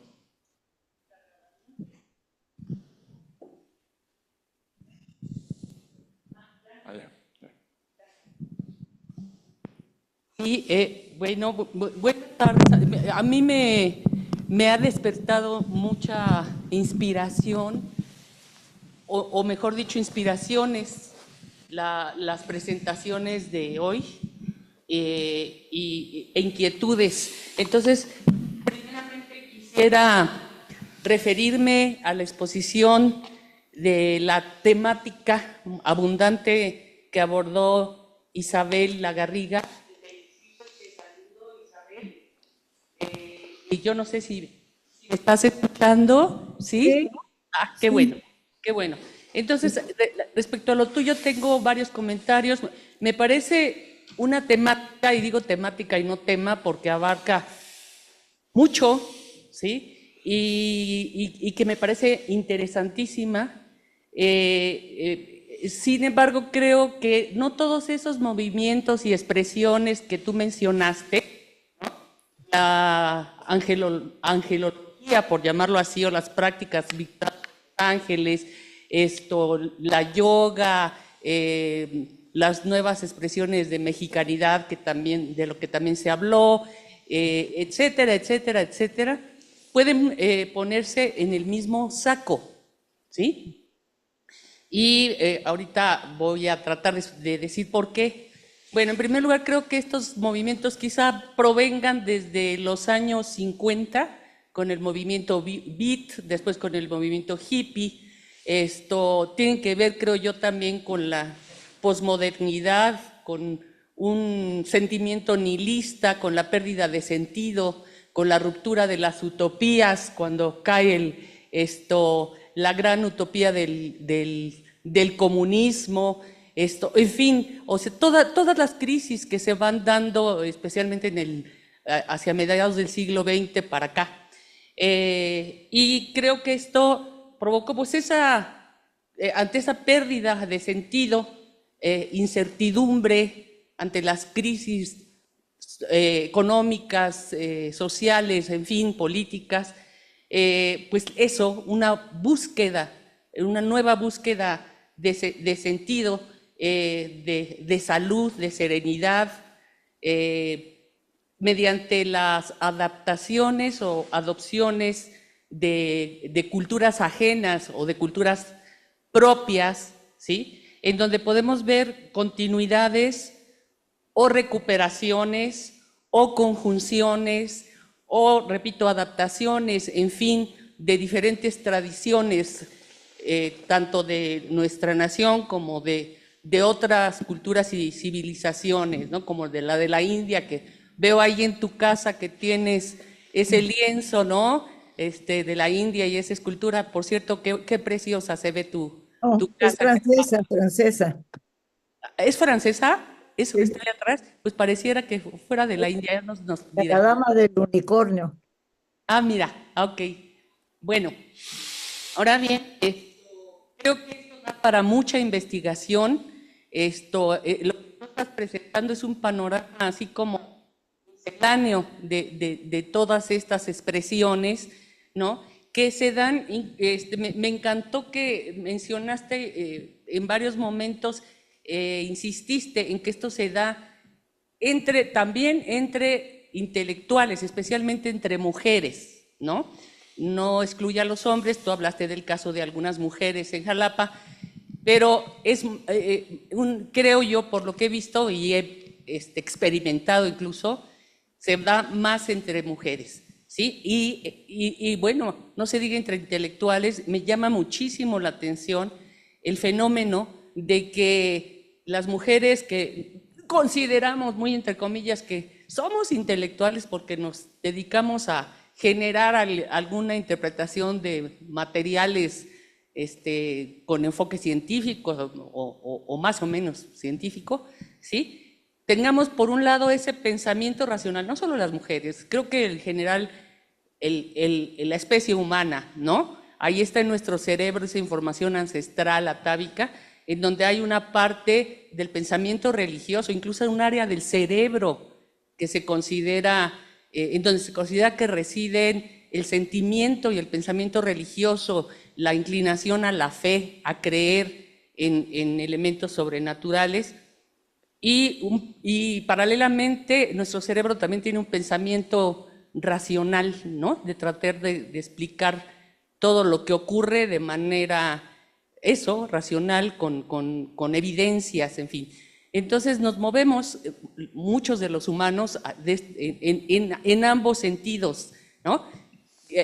Aunque existen seres humanos que son absolutamente escépticos y ateos, ¿sí? También los conozco, gente muy querida y cercana que pues así es, pero creo que no es lo general. Bueno, no me voy a ampliar más, lo que pasa es que sí me causó mucha inquietud. Ya termino diciendo que esto creo que es una problemática que requiere una visión interdisciplinaria y, por cierto, hablando de este congreso, transdisciplinaria, y en que están involucradas ciencias como, obviamente, la antropología, la sociología, la historia, la neurociencia, la fisiología cerebral, ¿sí? Me refiero a que, por ejemplo, entre estas expresiones no todas tienen que ver con lo mágico, con esa búsqueda de la supranormal. Hay expresiones y prácticas como es la yoga o la meditación zen, especialmente el budismo zen japonés, ¿sí? Que puede practicarse completamente desprovista de cualquier creencia religiosa, ¿sí? Y que está comprobado que tiene efectos muy positivos en la salud, en la recuperación de la serenidad, del equilibrio físico y mental, en fin, se han hecho estudios de fisiología cerebral, incluso desde los años 50 en México. En fin, ya termino y esto podríamos decir más, pero perdón. Le pasa el micrófono a Marina y tenemos poco tiempo, pero adelante. Gracias. Sí, bueno, yo nada más quería felicitar a los ponentes que ya se nos fueron, pero a las ponentes que están aquí con nosotros. Bueno, ya regresó nuestro ponente también. Felicitarles porque, digo, no alcancé a estar en toda la mesa. El Congreso tiene mesas simultáneas, entonces, bueno, ha sido muy atareado. Pero bueno, lo poco que escuché me pareció interesantísimo y además muy importante como grandes campos problemáticos que en un congreso como este pues son súper pertinentes, ¿no? Y que pues necesitamos verlos con mayor amplitud y poder generar un debate sobre ello, ¿no? Justamente, bueno, estas nuevas búsquedas no sabemos si llamarles identidades o qué son, pero estas búsquedas que responden al mundo globalizado y a la necesidad de estructurar y de fortalecer redes sociales locales, pues es muy importante todo lo que ustedes han presentado. Por ejemplo, lo que decía Erandi, ¿no? Yo me preguntaba muy rápidamente, perdón que tome la palabra tanto tiempo, sobre el origen de los productos chinos, ¿no? Ahí en la zona, pero yo creo que eso pone en evidencia más que el origen mismo de los productos, pues los circuitos de intercambio en la Ciudad de México, ¿no? Porque pues la gente se viene a surtir aquí de ello, ¿no? Y bien, pueden venir de China o de otro lado, pero ponen en evidencia cómo la Ciudad de México sigue siendo la gran Tenochtitlan, ¿no?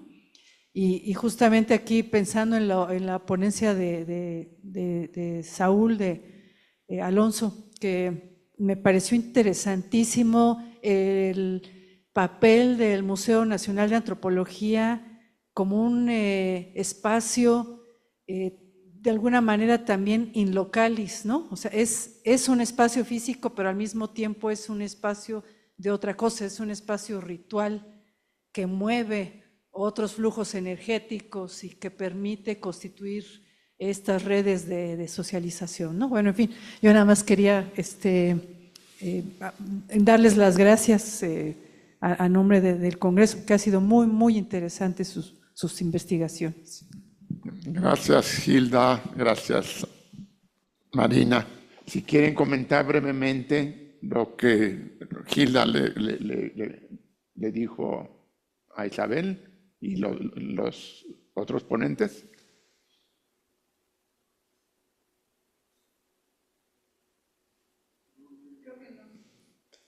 ¿No? Sí se escucha. Bueno. Entonces, con esto damos concluida esta mesa, tan importante como las demás, y me parece que va dando muchos frutos este congreso transdisciplinar. Muchas gracias y nos vemos más tarde. Hasta luego. Dios. Hasta luego. Dios.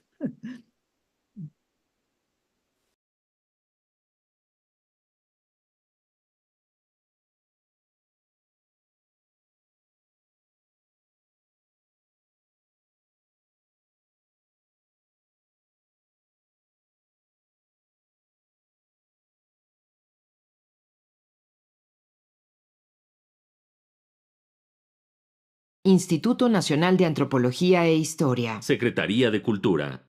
Gobierno de México.